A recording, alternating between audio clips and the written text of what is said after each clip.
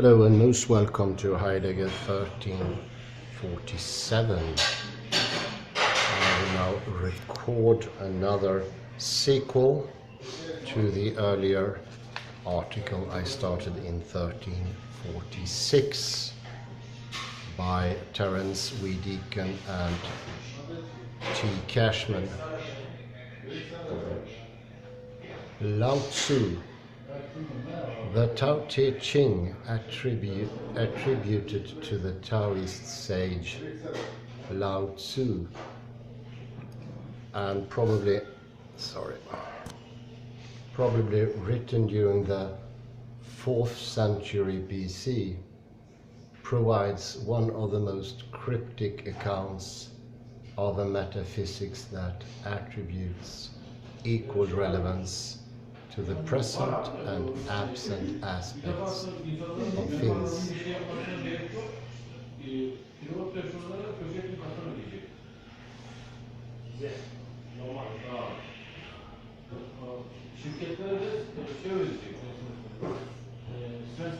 Unlike the Hindu and Buddhist traditions, it almost entirely ignores addressing issues of subjectivity and spiritual being, and instead focuses on developing an understanding.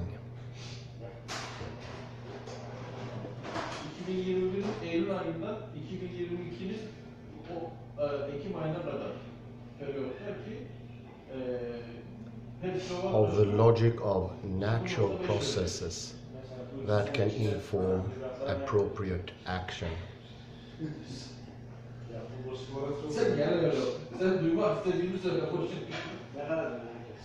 0.5 bir sene içerisinde 2021'in Eylül ayından 2022'nin Ekim ayının 1'ine kadar oldu. Bir senedir 0.5 çarpı kilowatt.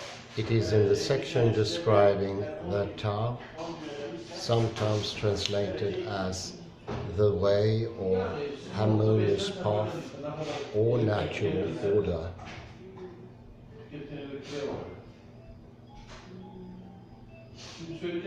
That hints to its metaphysical foundation are addressed.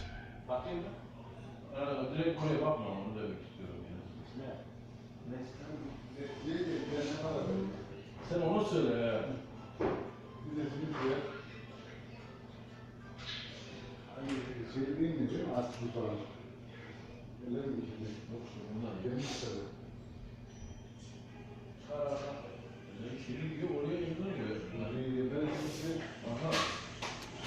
It entails a recognition of two intrinsic aspects of all forms of being: yin, the passive, yielding, absent, feminine aspect, and yang, the active, forceful, substantial, masculine aspect.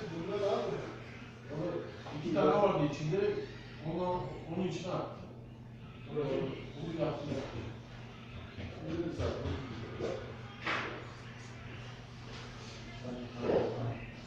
Şimdi Yakup ben şey diyecektim ya, bu dilerle falan devam var ya, onu biraz konuştuk.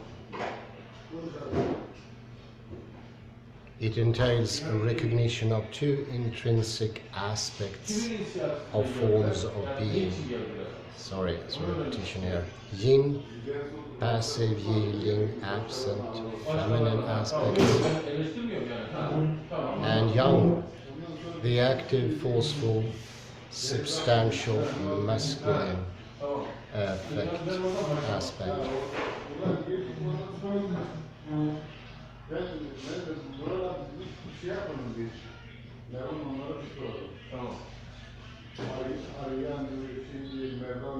Tamam, yok, çok güzel.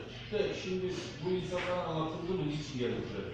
Thus the complementary, passive, active, yielding, forceful, absent, present features of natural processes and human actions are highlighted Yani biz 10 kişi olduk şu anda. Ne için yani ne için geldiler? Biz bu eksikliklerini tamamlatmak için mi? Yoksa dışarıdan 10 kişi gözükmek için mi? Verse 2, line 1 explicitly invokes the mutual production of being and non-being. Dilin de var. Her şey var.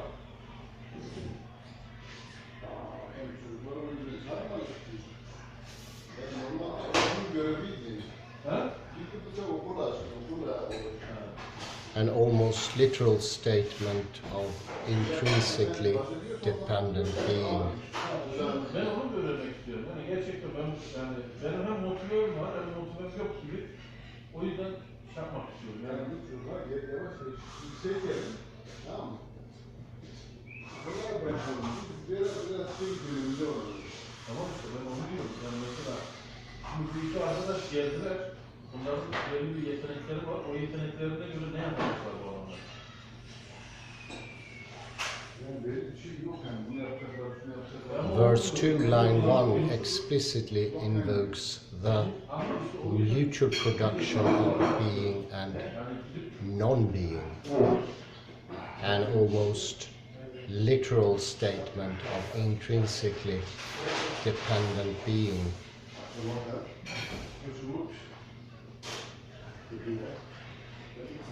En che votare in Texas. Fondo del Berkeley.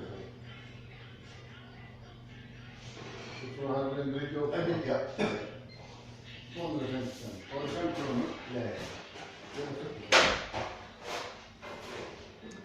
But perhaps the most directly relevant verse, number 11, was quoted as the epigraph to chapter 1 of Incomplete Nature.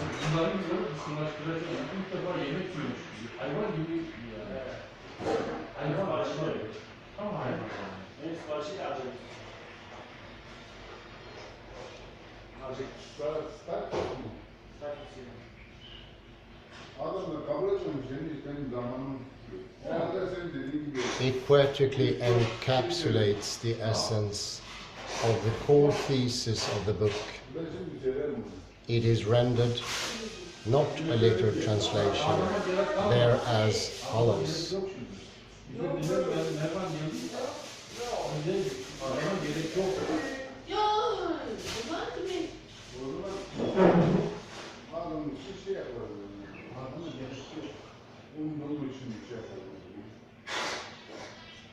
"30 spokes converge at the wheel's hub to a hole that allows it to turn."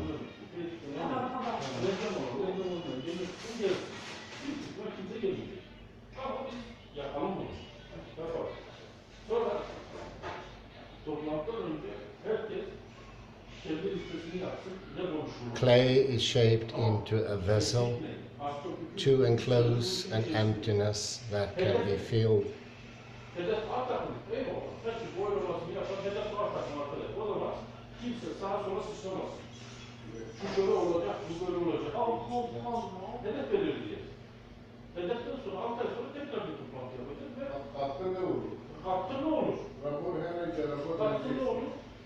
Doors and windows are cut into walls to provide access to their protection.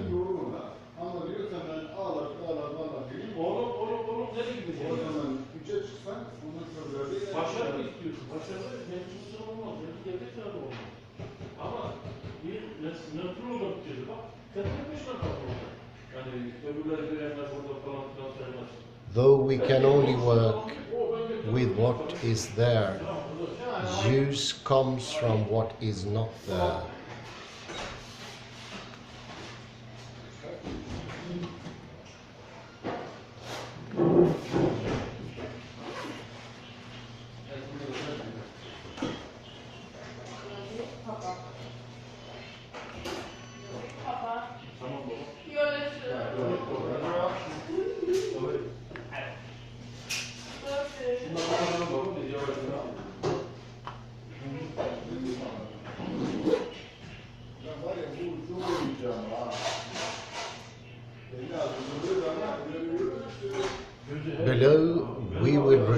to analyze various aspects of this verse and why it metaphorically exemplifies the essence of a theory. But here it is relevant to notice how each of the examples used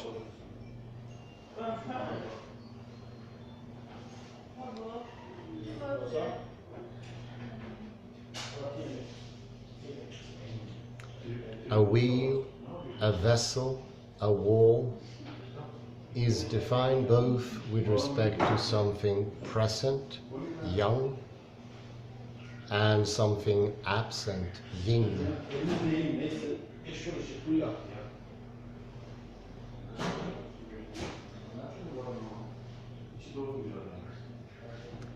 And how both aspects are necessary complements that provide for usefulness.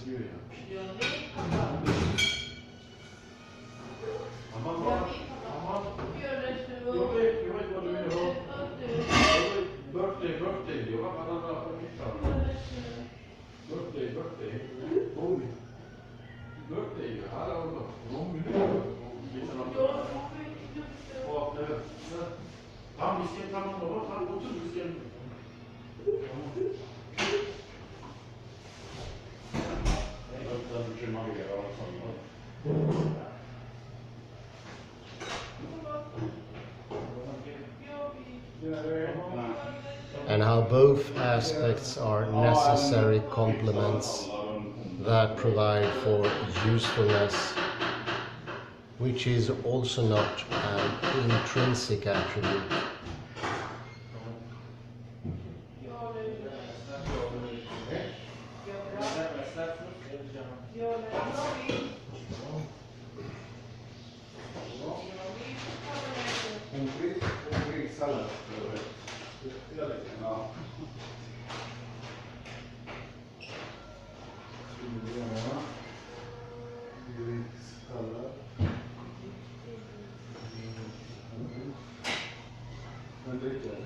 The property that in incomplete nature is sometimes described as being absential or a constitutive absent is also echoed in the Taoist conception of the feminine yin principle. For example, in verse 6 we find the following description.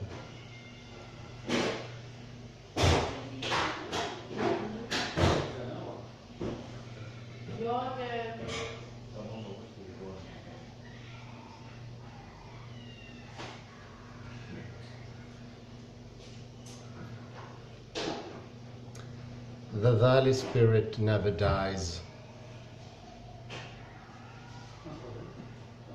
The mysterious female, it seems to exist, in being used is not exhausted.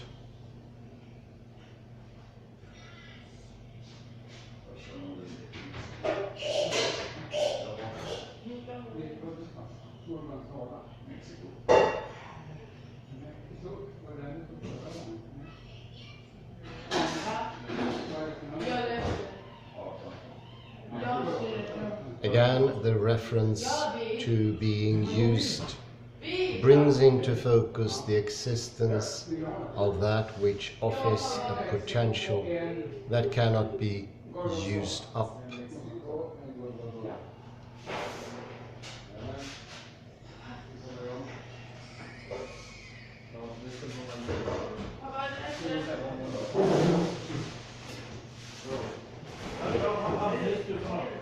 The relevance of this constitutive absence, as is also exemplified in verse 11 above,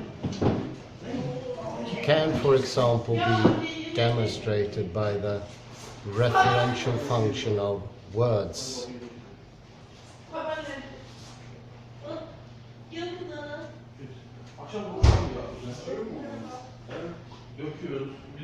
Because the meaning of a sentence exists only intentionally. Açıyor ama açıyor. Açıyor ya. Neyse bir de böyle olsun. But not as a physically present object or force. It cannot be exhausted by use and can be handed from one form to another without diminution.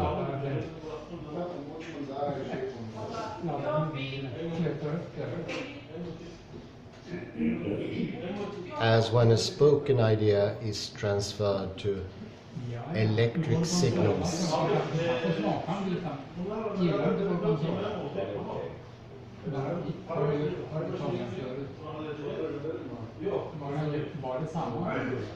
And electric signals to written text, and written text to neural activity patterns in another's brain.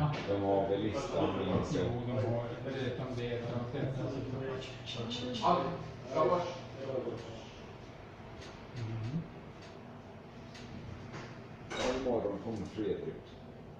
Imorgon kommer Fredrik.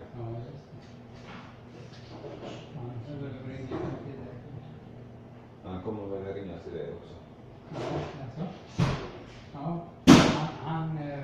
Jag pratade med honom igår. So each of these three ancient outliers provide conceptions of being that recognize both positive and negative aspect to being and deny the possibility of absolute non-relational being. Du skulle förmodligen jag ska rekommendera att du blir intagen här på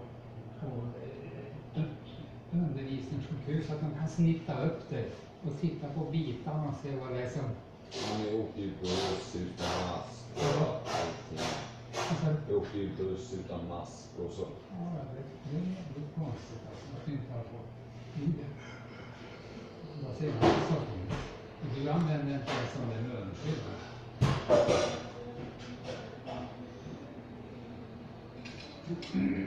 Använder du någon särskild sorts peppar eller något? Ja, det var polisen. Polisen åkte förbi. Nej, det var inte förbi. Jaha, bara var det bil? Polis. Ja, polis, potatis. The alienation. In the last few hundred years, we in the West have experienced a growing intellectual split between science and theology, as well as between natural science and the humanities. Det enda som går är inte en enda massa. Det är själva Brödet? och ja. Ja, är det det du tycker? Ja. Ja, men det är väl gott när man får lite mat.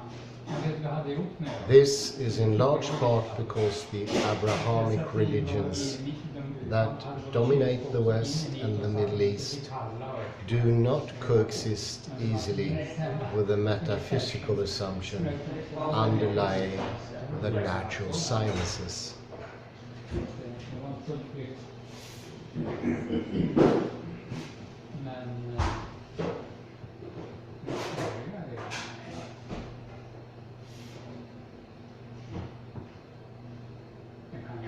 Ever since the day when Copernicus and Galileo dismantled the 1,000-year-old geocentric paradigm of Ptolemy, and when Giordano Bruno was burned at the stake for the heresy of challenging core theological assumptions.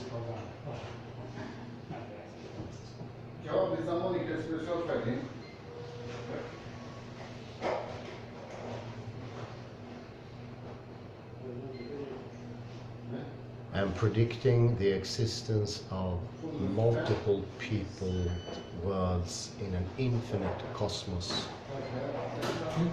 The natural sciences and the Western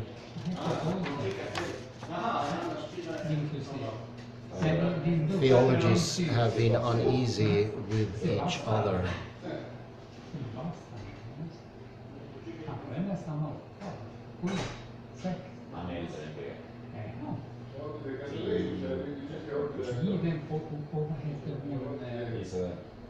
Det måste vara 18. 20 plus. 20 Plus. Något sånt. Vad tiden går. Mutual suspicion and fear continues in many quarters to this day. Har du någon kontakt med henne? Du pratar med henne och sådär? Typ ingen. Va? Ingen, typ. Nej. Jag har typ ingen kontakt med henne, Sebastian och min andra halvlillebror. Din andra halvbror. Det drämmer om halvbröder för dig.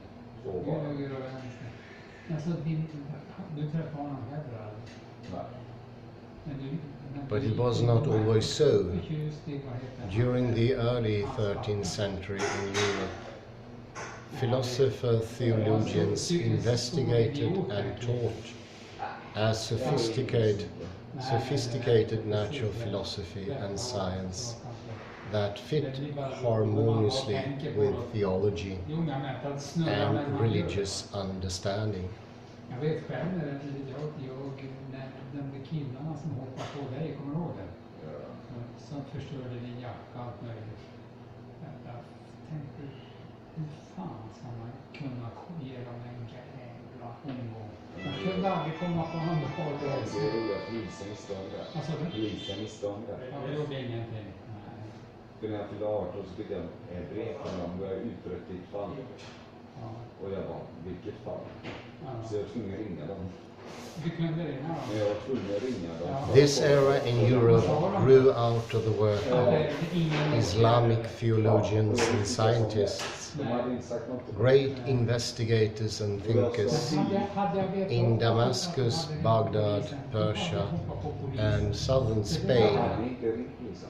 beginning in the 10th century, and their preservation and reflections on the works of Aristotle and other seminal Greek thinkers. Men jag hade ju kunnat fixa så att de foster i riket, nuts och allting. Ja, det var sånt jag hade önskat planer, vet du. Nej, men jag kände ju på.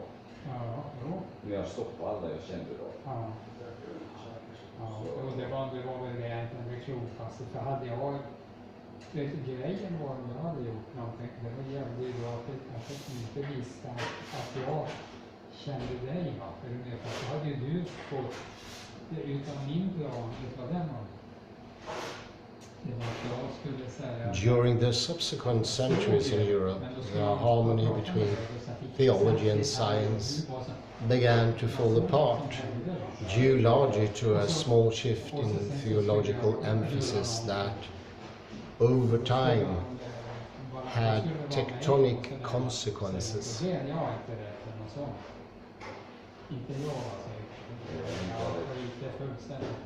In the late 13th and early 14th centuries, there was a new emphasis on God's absolute freedom in the act of creation as a result of his omnipotence.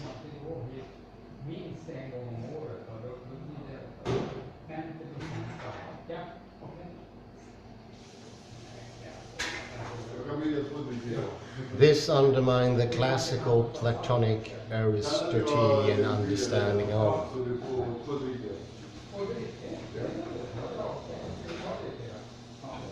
science, conceived as a necessary knowledge of things that could not be otherwise, and thus could be known in their essence.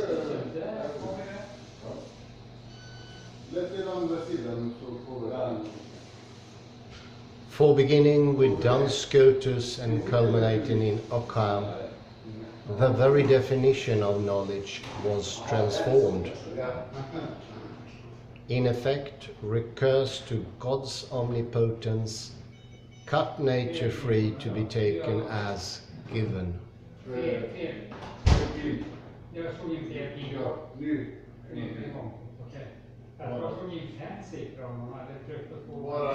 Positive in the sense of posited by God's will. And with Occam this came to mean free not only from Arabic Aristotelian determinism, but also from the hypothesizing ontological categories of Greek rationalism.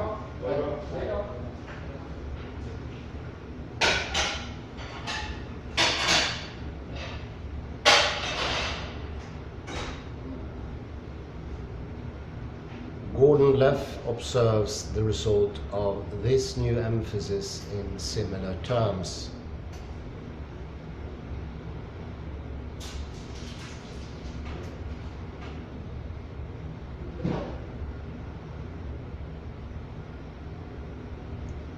Once the exclusively individual nature of existence or the unattainability of universal being was accepted,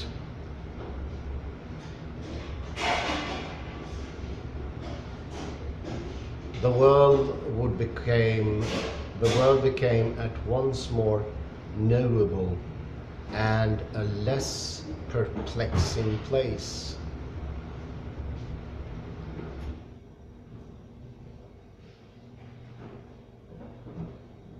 The ingenuity that had for so long been expended upon reconciling individuals with a universal nature could instead be redirected to exhibiting ways in which singular things can be described by universal words.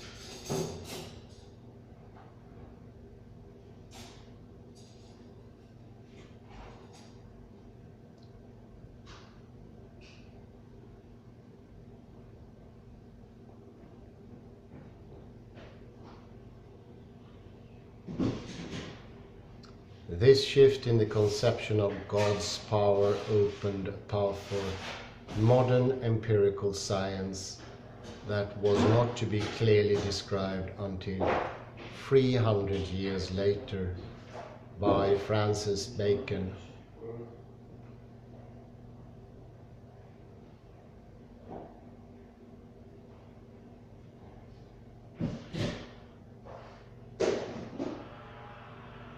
At the same time, this tectonic shift prepared the way for a more scripture-based theology that would not flower until the printing press put Bibles in the hands of the congregation.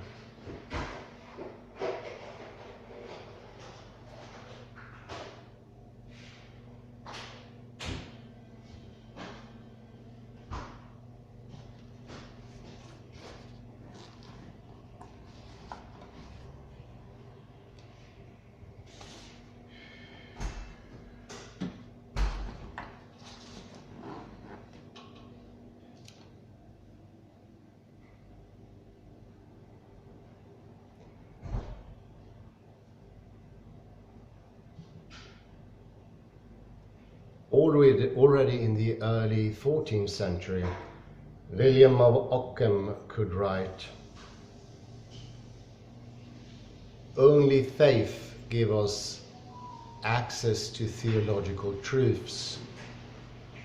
The ways of God are not open to reason, for God has freely chosen to create a world and establish a way of salvation, apart from any necessary laws that human logic or rationality can uncover."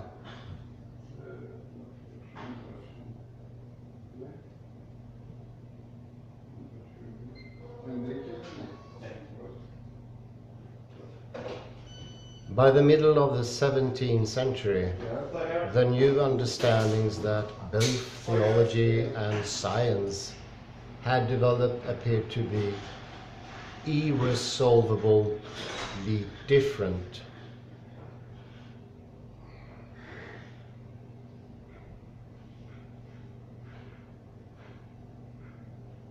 Proponents of the early natural science also began pulling away from scriptural accounts of nature, as well as from Aristotle's understanding of final causality, and the unifying vision that it seemed to provide for theology and natural philosophy.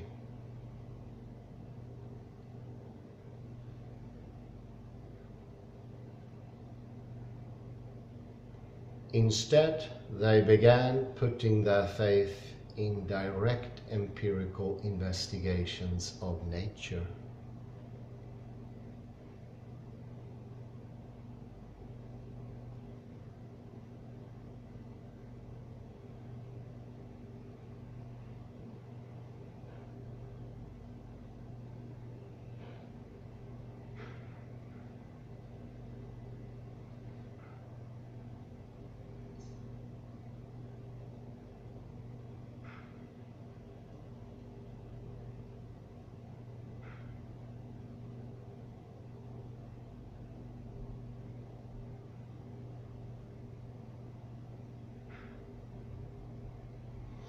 Thinkers like Brahe, Bacon, Galileo, Kepler and Newton also began relying on systematic observation to identify general regularities of nature that could replace divine teleological explanations with formal quantitative laws.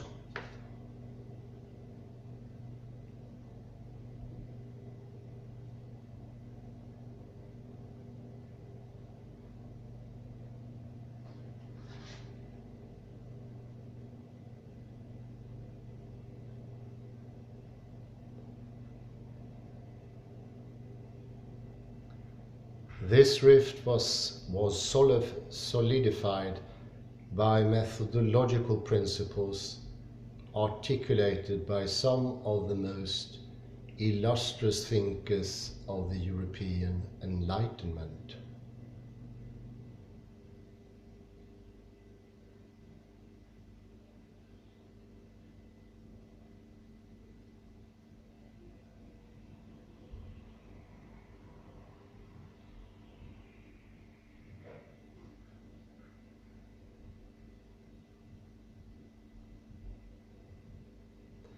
This was in part a calculated distancing from the metaphysical assumptions of divine purposive conceptions of causality that characterized much of medieval philosophy.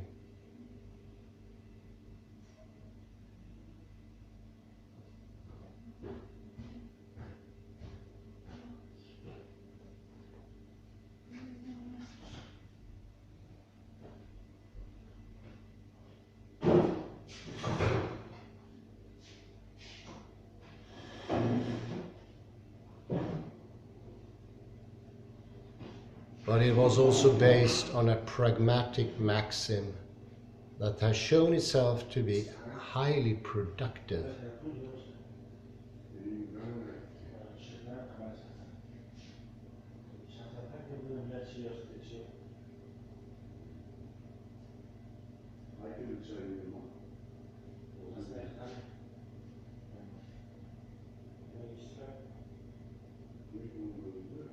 This operating assumption was perhaps most clearly articulated by René Descartes' assumption that any physical process can be completely explainable in the same terms as would be used to analyze the operation of a machine.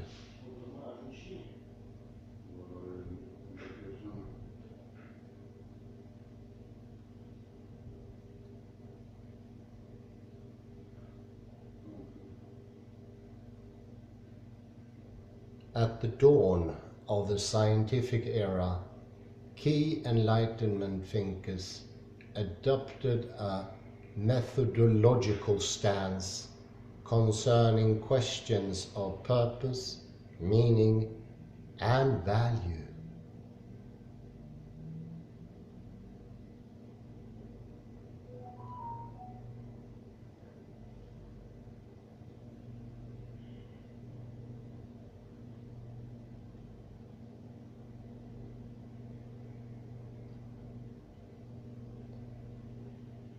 it was determined that these were issues not susceptible to empirical explanation and which were therefore outside the purview of scientific investigation.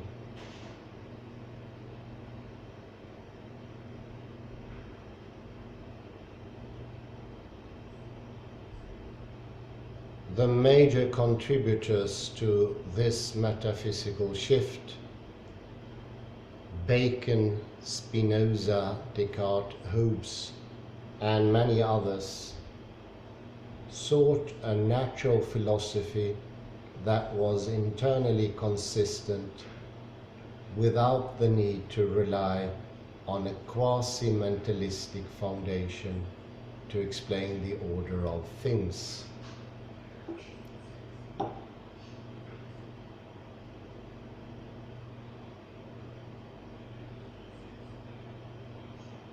Descartes' masterful effort to identify the radical incompatibility of these two modes of causality, while at the same time preserving the ontological status of each.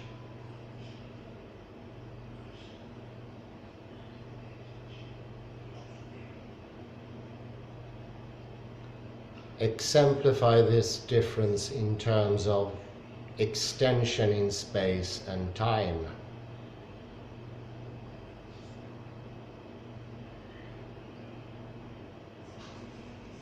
Physical processes were characterized by determinate location and extension and constituted an ontological realm he thereby termed res extensa. This is the world of mechanism.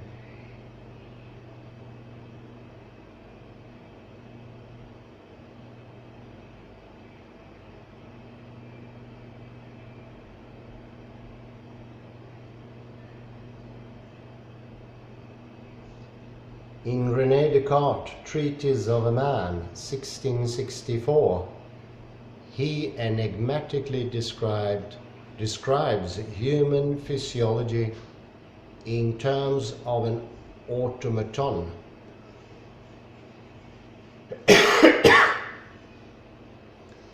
In this way, he implicitly suggested that organisms are in fact machines, not merely resembling machines.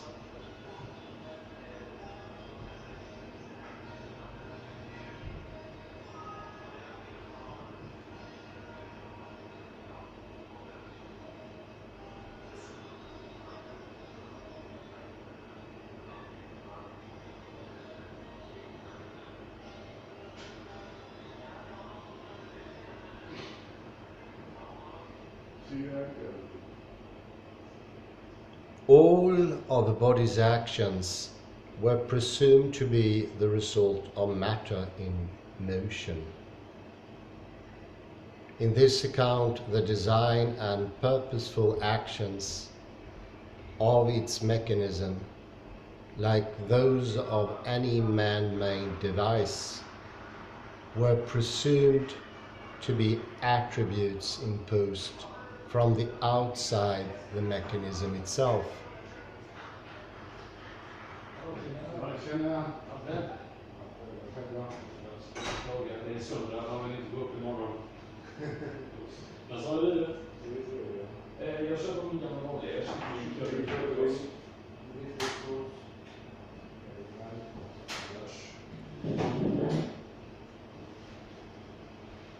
This didn't just include its physical design, but also the functional ends that the machine was employed to produce.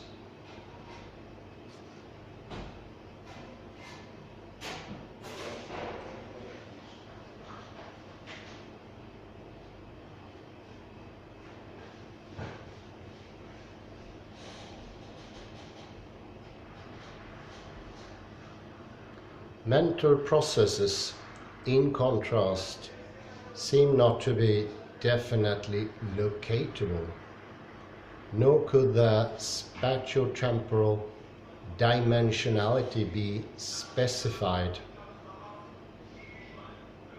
It appeared to be an ontological realm lacking clear extension that he termed res cogitans.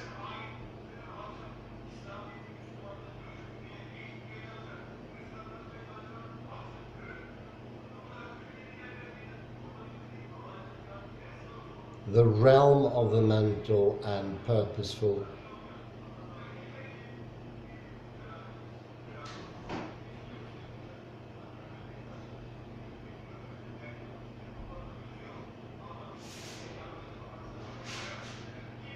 This basis for distinguishing what appear to be incommensurable modes of being posed a dilemma that Descartes tried to resolve.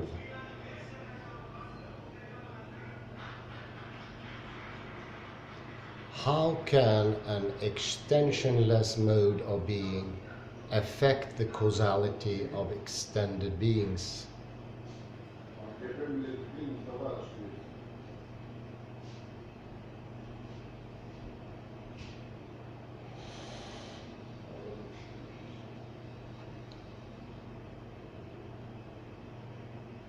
Framing the question in these terms seemed to place the issue beyond empirical investigation.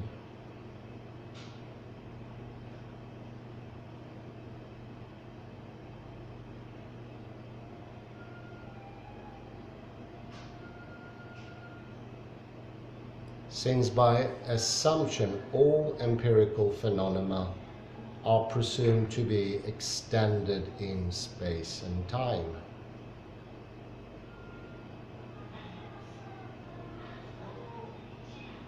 But this hasn't impeded efforts to articulate a metaphysical resolution.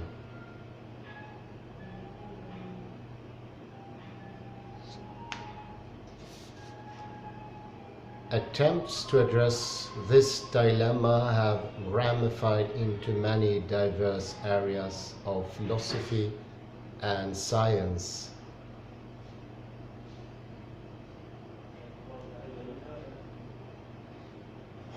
In the time since Descartes' first interactionist proposal involving communication between these realms via the pineal body of the brain, subsequent proposals have largely fallen into four major categories.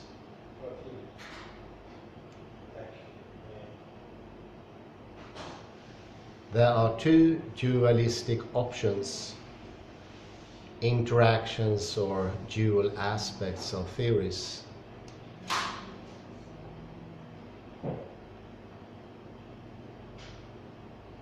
And two monistic options.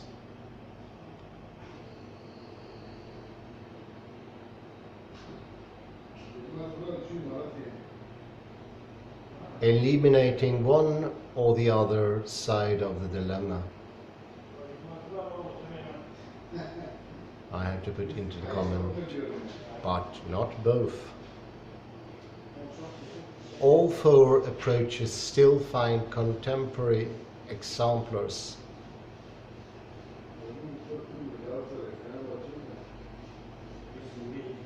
Though surprisingly, these accounts do not divide neatly between scientists and non-scientists.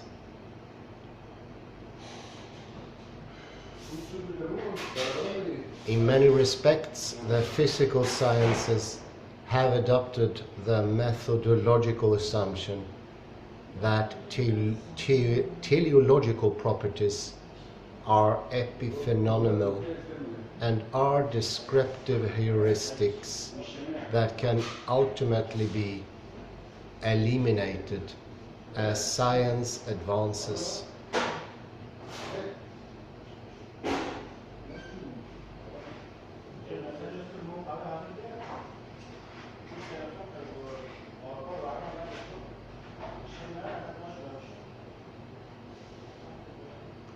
as science advances and replaces them with mechanistic accounts.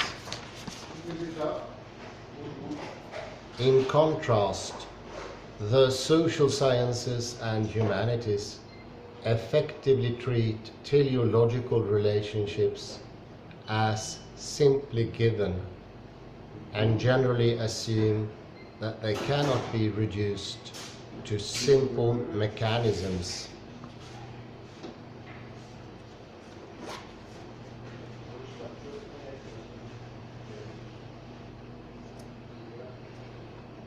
I put a pause there.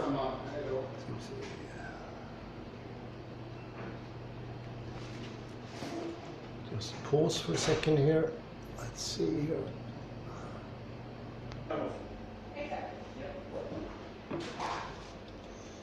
So I stray on her. This disjunction is indirectly reflected in arguments initially articulated by David Hume and later developed by G.E. Moore, demonstrating that statements about value cannot be derived from statements of fact. And in C.P. Snow's Two Cultures, Impasse, Snow 1959, that still separates the natural sciences from the social sciences and humanities.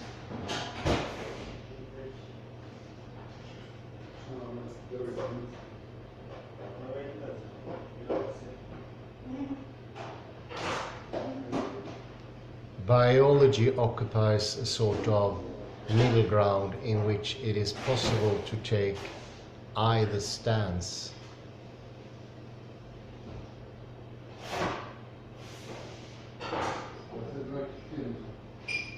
Thus, cellular and molecular research can provide detailed studies of the operation of molecular machines.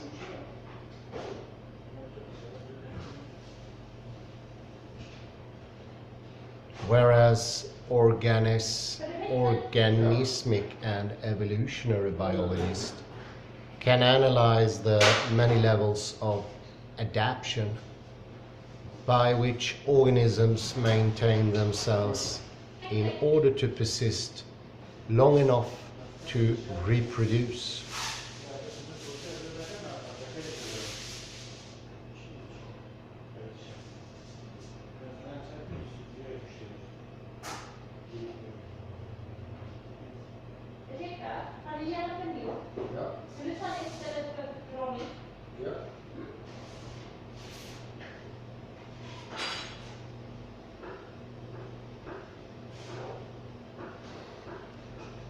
Nevertheless, when pressed, most biologists turn to the neutral terminology of teleonomy to describe apparent,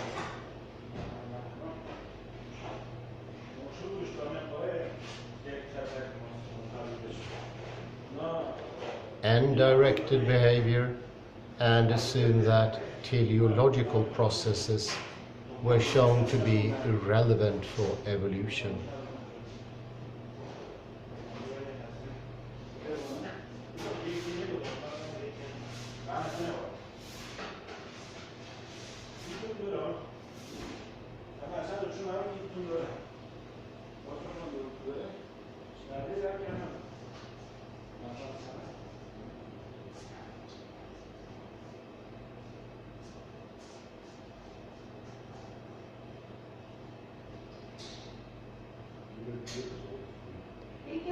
One of the most illustrious interactionists of the 20th century was the Nobel Prize-winning neurophysiologist Sir John Eccles.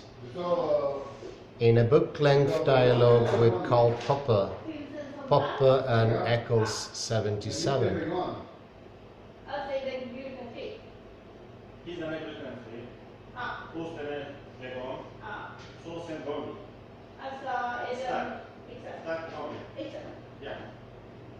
So shooting off around the ship.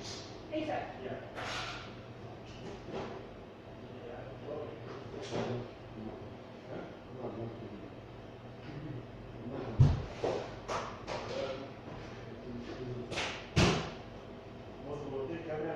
He argued that the left cerebral hemisphere of the human brain contains structures that collectively he called the liaison brain.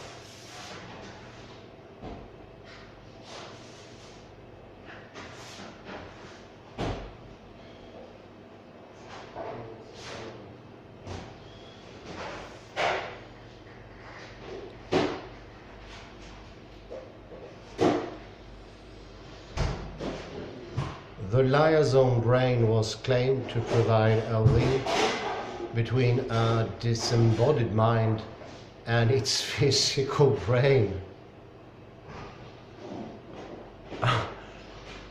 Ultimately, this just replaces the pineal body in Descartes' speculation with a different set of brain structures, but provides no greater insight concerning how they could be affected by a disembodied self.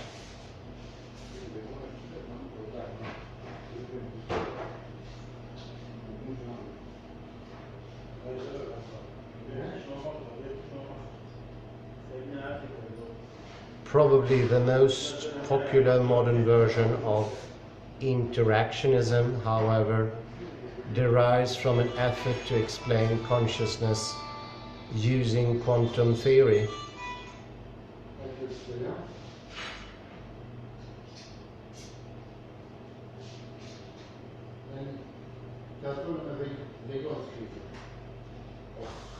In what is currently the most influential quantum theory of consciousness,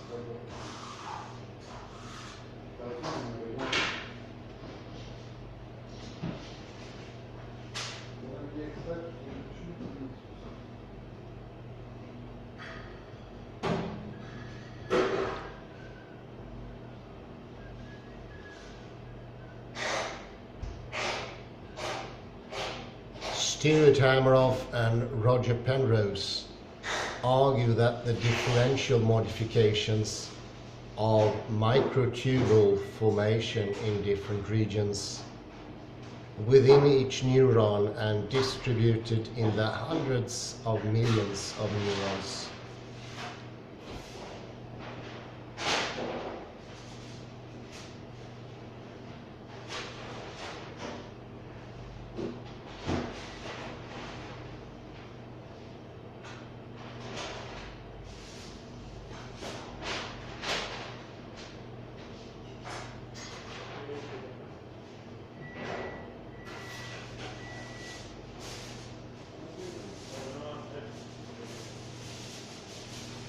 throughout the cerebral cortex could be influenced by quantum level coherence effects.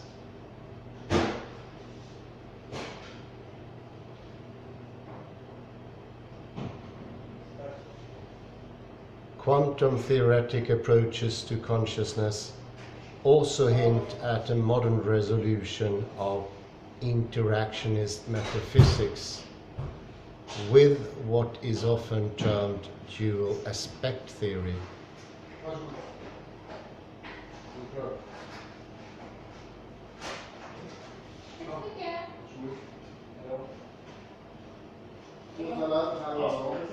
Variations on this theme were articulated during the first half of the 20th century by philosophers such as William James and Alfred Knopf Whitehead. and have many modern proponents.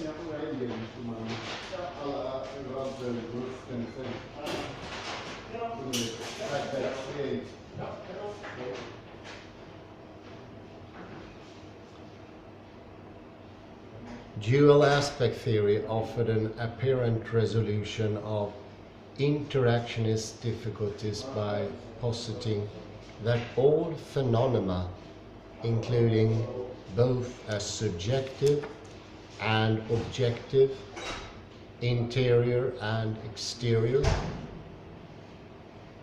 mental and mechanistic, genetic and morphological aspect,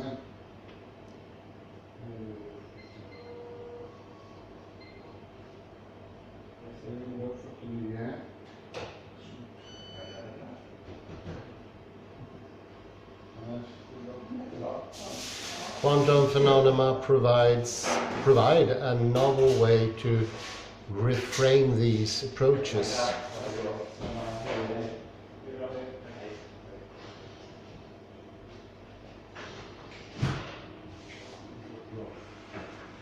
Okay, I say thank you very much, and I wish you all that have been listening to have a very pleasant night.